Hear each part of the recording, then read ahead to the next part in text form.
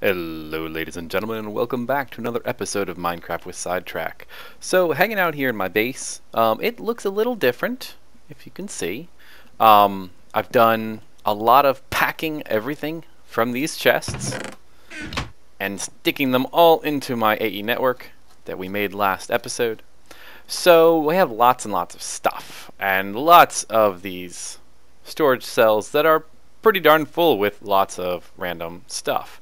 What I tried to do when I talked last episode, we used the import bus from Applied Energistics to import items from each of the chests. And what I tried to do is I tried to load all of the things I had lots of onto the 4K cells, and the things that I only had a couple of onto the 1K cells, because I wanted to have lots of space for things like the redstone. I had stacks upon stacks of redstone or lapis.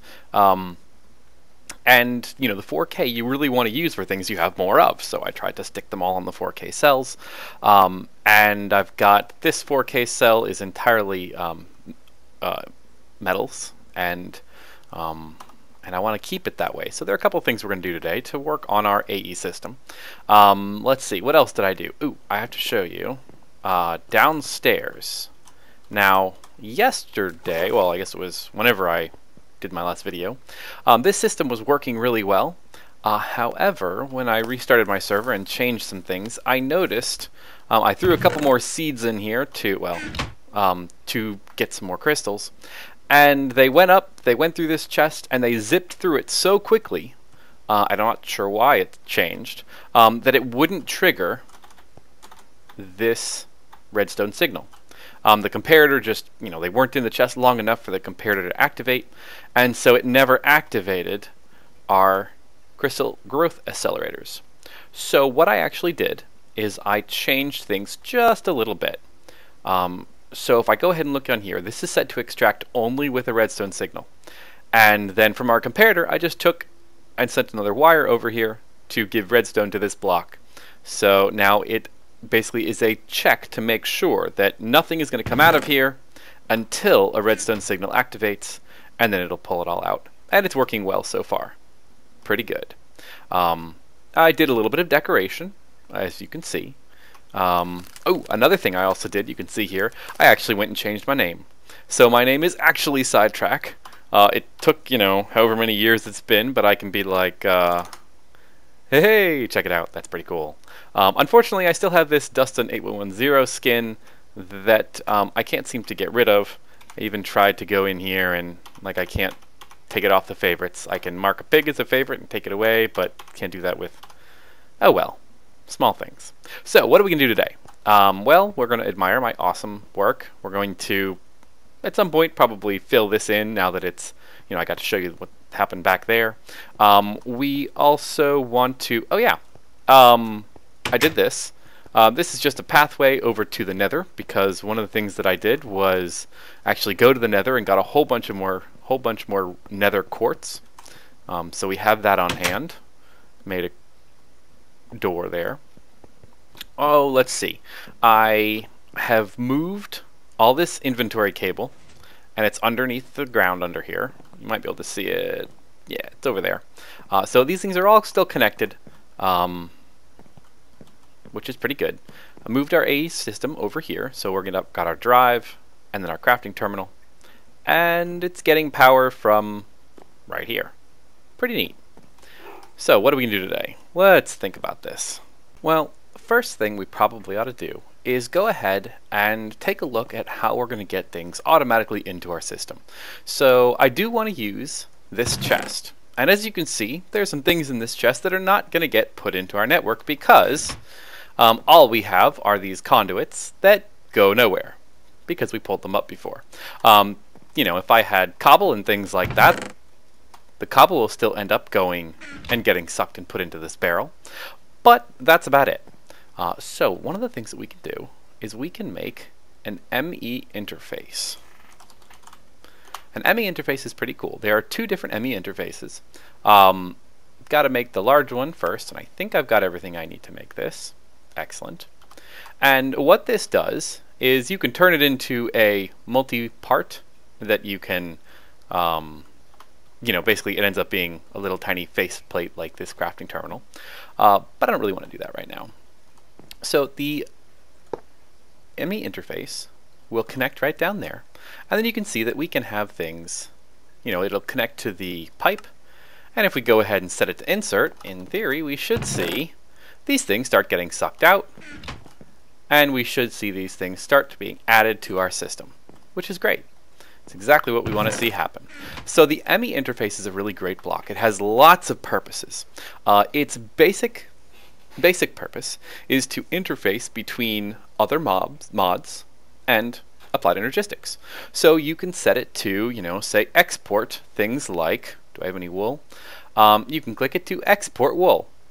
And so it'll export whatever number of wool you say to export. So if I have 7, I don't know how many I actually have in my system, I can increase it. I think I only have like 20-something wool in there anyway. And it'll export and basically act as a chest for these items. So I could say export some of that, and do I have any meat in there? I could export some meat, and then you could take meat out. If you had pipes, I could use the conduits, I can use anything else. The other thing you can do is you can also use it as a way to import things into your system. So anything that is stuck into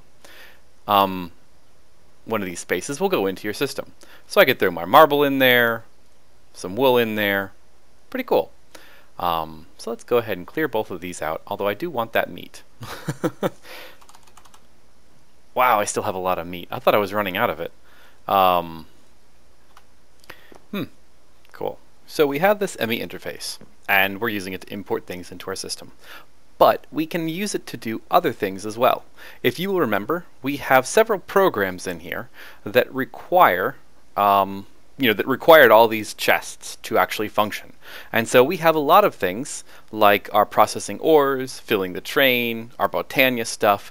These are going to all cease to function because, well, at least in part, because we don't have the chests available anymore. And if you went in here, we'd probably find, if we look under the Botania, coal to chest, well, there's no coal. You can't send the coal out or in because we messed up the system. So why don't we go ahead and set up something on our Emmy interface? So we're using charcoal. Let's grab a stack of charcoal and tell our Emmy interface, hey, Emmy interface, export 64 charcoal for me. Cool. Then we can come in here. We can take a look at our charcoal. We are going to look at our inventories, and we want to look at this Emmy interface. So Emmy interface, target, I think it can do any side, and we're going to take in coal. How much coal is it going to take in anyway? I guess it doesn't matter. Okay, and then we are going to export. How much coal can we export? Well, we need to set it up to go to the correct place, which is way, way far away. So we're going to go ahead and select this chest as its export. So now, this should still function. We can see that the exclamations went away. It should still check this Emmy interface, every period of time, and pull out charcoal as needed.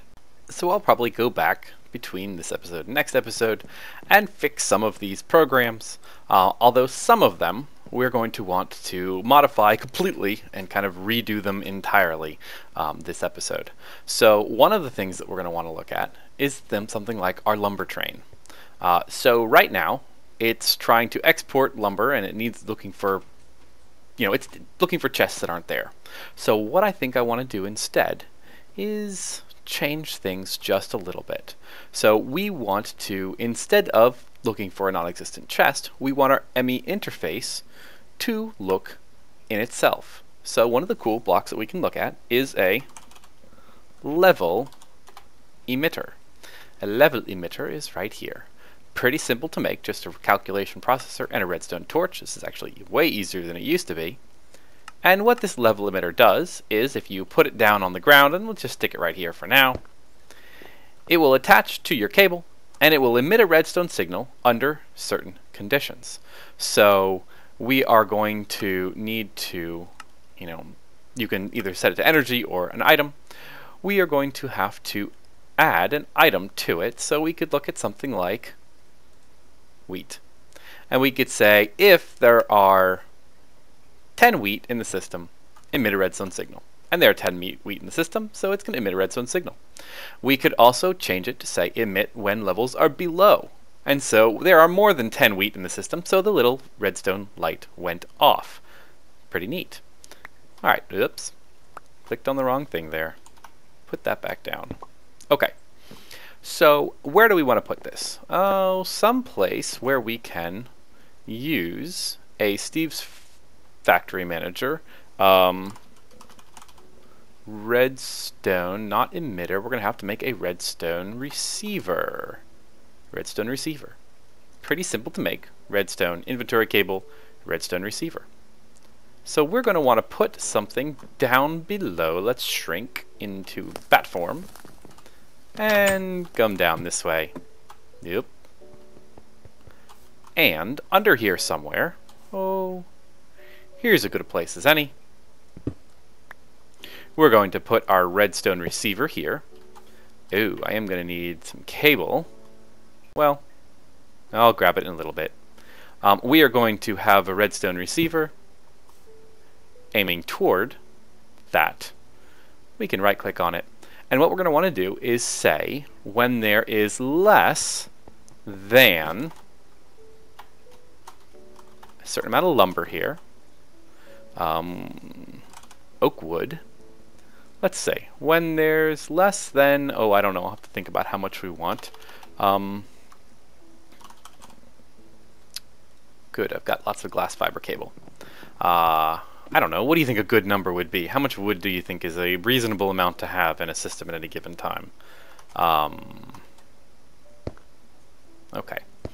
Oops. When there is, come here, let me select you. There we go. Oak wood, oh, we'll say 100. 100 seems like a good round number. We want to emit when levels are below that. And then we're just going to need to go and change our program. And I'll go ahead and do this really quick and show you the finished result, because I got to find it all. Okay, so this program is fixed. All we had to do was change this inventory condition that was checking inventories for items. We had to change it to a redstone condition, which is right down here. Nope, that one. And then I had to invert the emitters. So basically, when it's true, we are going to have the emitter that's out back that I'll show you in a minute, output of strength of 0, and when it's false, it outputs a full strength, which translates into out back. We take a look at what's going on. When our inventories in here have more than 100 wood, that level emitter is going to turn off, and that's going to cause this redstone emitter to turn on and stop our timer from ticking. And then it'll hold our cart here. When it's false, then, or when the redstone signal is on in there, then this signal will turn off and our timer will tick and release our cart to go chop wood down. Pretty good. Okay, so we are slowly integrating some of our old systems into our new Applied Energistics network. And what I'm going to do is between now and next episode, I'll think about other things that I want to include and some things that I definitely don't want to include. So what else can we look at? Well, one of the things we probably want to go ahead and make is what they call a network tool. Network tool. We're going to need a chest. I don't think I have any of those. We're going to need a wrench. I think I can use the other kind of quartz. Let's check. Think I can use nether quartz. I'm getting a little low on regular old quartz. Yeah, I can make a nether quartz wrench. I'm getting a little low. I made a whole lot of pure Certus quartz and a good amount of pure nether quartz, just because I'm gonna need them. What else did we need? A chest. So I need some wood. Oop, somehow missed a spot there. Chest. And let's see. Network tool. Can I make this? Excellent. So the network tool gives you the achievement Network Diagnostics, and what you can do now is go ahead and right click on any of these objects. So it will tell you, hey, look at all these things in your network. Really, this functions a lot like the ME controller used to do in previous versions. And it will tell you what your energy usage is. Depending on what energy you are using, you want to change, if you're whatever. Lots of different options. So right now this system is using 20, almost 21 redstone flux every tick. Alright, so we can see that we have 2 engines. Each one is capable of putting out 80 redstone flux a tick, so we are well within the range. And we have tons of, oh wow, that's even more than I had before. I actually got rid of our agrocarnation because we are not using nearly enough power.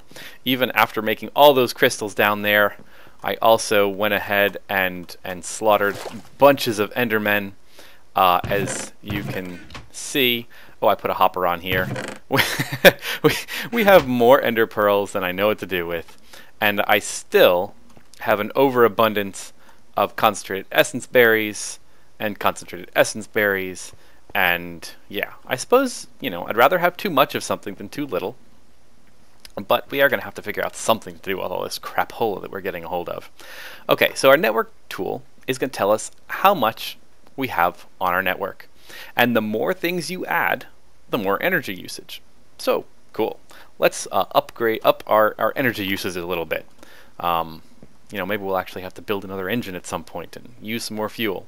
So what else can we do? Well, we kind of have, you know, we have the option to do a lot of auto crafting with the Steve's Factory Manager.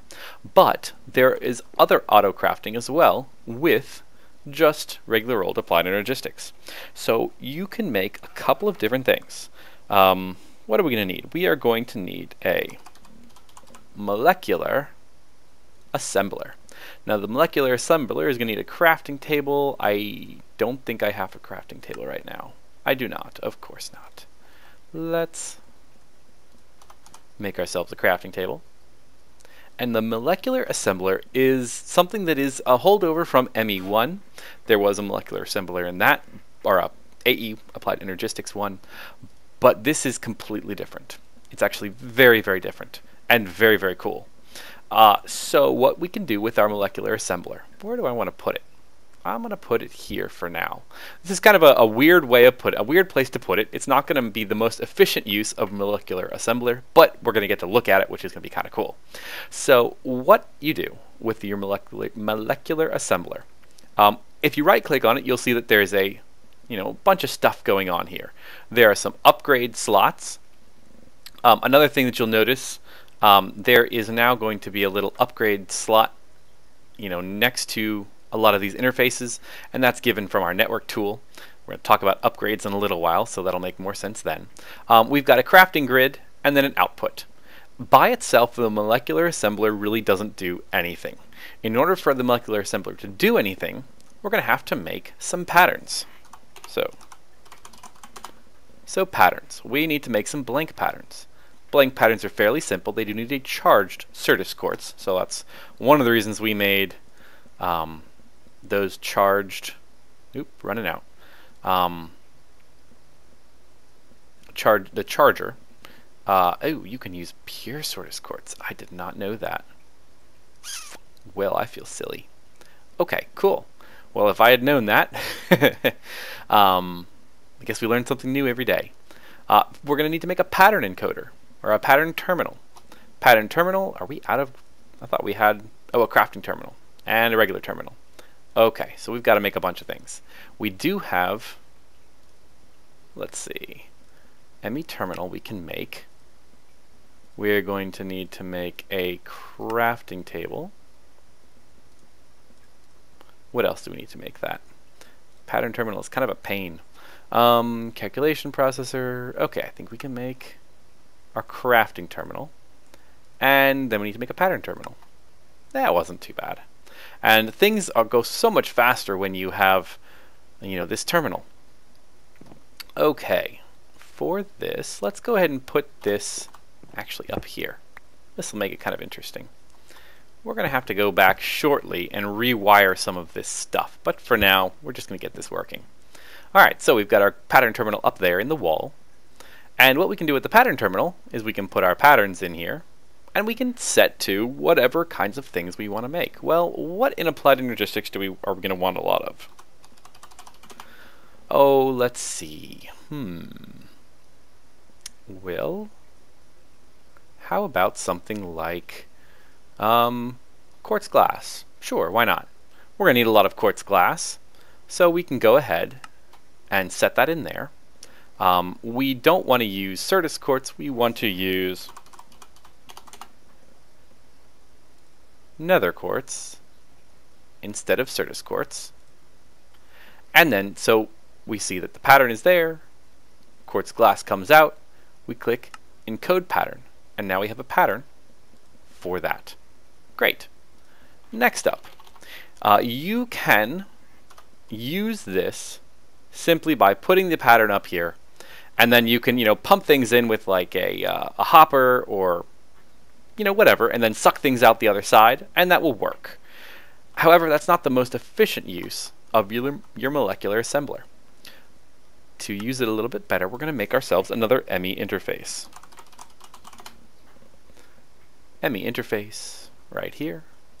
Go ahead and make ourselves an Emmy interface, and I am going to turn this one into the panel version of the Emmy interface. And we're going to slap this Emmy interface, shift click, right onto the side. And in the Emmy interface, you'll notice that there are these pattern slots. We can put our encoded pattern in there. Alright, so let's wire this up, and I should be good for channels. Like I said, we're going to have to change this a little bit, and you can tell that it's working because this is, all glowing, and I see the little blue light there telling me that everything is working. Okay, so now we can come in here, and we can look at our craftable items, and we can make nether quartz. And this is pretty neat. Now, unfortunately, we cannot make this yet, as you will see. If we wanted to make some nether quartz, we click next, and it says no crafting CPUs are available. Well, that's kind of a drag. What's a crafting CPU? CPU. Nope. Maybe I had to type crafting. There we go. Alright, so there are many different crafting units available. Just like our storage cells, they come in many sizes. There's the 1K, 4K, 16, and 64K. So we're going to make the simplest one. We need to make ourselves a storage cell, and then we need to go ahead and make ourselves a 1K crafting unit. Uh-oh, what did I run out of? I think it said cable.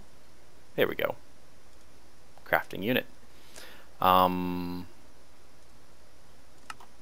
that there, this here, 1K crafting storage. Cool. So where do we want to put this? Oh, let's put it someplace interesting. Like maybe, actually, let's just put it right here. It'll look kind of neat right here. Great. So you can tell that it works because the texture changed and everything is lit up and glowing. So can we make this now? How many do we want to make? Oh, let's make 10. Click next. And what it tells you is that it's going to use 72 bytes. That's out of the 1,000 bytes that the 1K crafting storage has, so we have plenty of bytes. It's going to use 15 nether quartz, 12 glass, 12 regular quartz, and you can select which CPU to use. We only have one, so we'll just leave it as one, and you can click start. And then what you'll see is you will see it start to craft those right in there, which is pretty cool. It will suck them out when they're done, and now we have nether quartz in our system. If we look up, or quartz glass. Great. That's pretty cool. So your molecular assembler, you can add Emmy interfaces to 5 out of the 6 sides. So, having this where it is, we're not going to have it on the front and the back, which makes it less efficient, but we can watch it happen. And right now we don't have that many, patterns. We're going to have to kind of slowly build up as we go. But this will be kind of cool looking. Okay, so what else can we do? Well, I don't know about you, but these cables look a little unsightly. What can we do about that? Well, we can go ahead and use our diamond saw. We can cut some slabs. And we can cut these slabs into covers. And then, because these panels are now multi-parts, we can go ahead and cover up our panels. We can cover up our crafting terminal, and we can cover up the top 2 if I can get up there, So it looks kind of cool. You can also set things into, you know, we could put one up here. Unfortunately, kind of hard to get them into the side. Come here. This one doesn't want to go in there. Well, I'll try from the other side. Then we can panel up the back. And am I out? Apparently I didn't make enough. So I'll have to make some more and be back in a few. Okay, so another cool trick is you can take, you know, several of these marble covers and turn them into hollow marble covers. And that way you can, you know, if we look on the side here, I can do this without breaking anything. You know, you need a place for the cover to go through, or the wire to go through. Apply a cover with a hole, and the wire will go right through it, and everything will continue to function just like you want it to. Now, and this is kind of, you know, however you want to do this, I've got my crafting terminal, and it looks like it's encased in a marble block, which is kind of cool. Or not, it's kind of goofy looking. I don't know, I may take off the covers. Okay, so, what else can we look at? Now, a lot of you are thinking, hey, these, you know, how are you going to get to this interface now? Well, there's another block called the interface panel. And our interface panel is a little bit of a pain in the neck to make. It's going to require an Emmy interface and then an illuminated panel. And I think we're out of, yeah, pretty much everything but that processor. So let me make both of these and I'll be back in a second. Alright, so Emmy interface terminal right here. So where do we want to put this? Oh, maybe up here somewhere. Pop that off. Oh, of course. Just put those panels up, now I gotta move them. Okay. And we'll just cover this up. Well, not that side, I suppose. So, interface terminal. Now, what the interface terminal does is it lets you look at the different interfaces. And you could actually modify the contents of these interfaces. So I can say, hey, I don't want this encoded pattern to be in that one, I want it to be in this one. Or if you made some new patterns, you can add them to an existing interface, which is pretty great, especially when, like us, you have hidden them in a wall, or maybe you have them down in your basement somewhere, and you don't want to hike all the way down there. You can just use the interface terminal, which is great. Okay, so the next step, and kind of thinking for next episode, we are growing our Emmy network, and at some point in the very near future, we are going to hit a brick wall. Because right now, the way our system is, it's a basic system. It can do simple things like, you know, what we have. But if it gets any more complicated, the whole system's going to shut down because it doesn't know how to handle things. As a basic network, networks can handle up to 8 devices. 8 kind of, you know, things. And each, you know, the crafting terminal is a device, and the pattern terminal, and the interface terminal, molecular assembler, the Emmy drive. These all require what we call a channel. Now, a channel is just a, you know, think of it as a wire of information. And you can have 8. That's all that the information that your basic network can handle. In order to get more than that, we have to make what we call an Emmy controller. And the Emmy controller is pretty simple to make. We'll make one of these next episode. And this allows you to have 32 channels per side of the controller. So it lets you make much more complicated networks. And we'll take a look at that next episode. But for now, we're looking pretty good. Hopefully you guys get, you know, a little bit of an understanding of the Applied Energistics network, especially because this is Applied Energistics 2, which is different than previous versions. So hopefully I explained things well. If I didn't, let me know. If I did, let me know. But until then, I'm just going to look out here at my lava and waterfalls and look at a spider. And okay, rambling. Sidetrack, get on focus. Until next time, this is Sidetrack signing off. Have a great day, folks.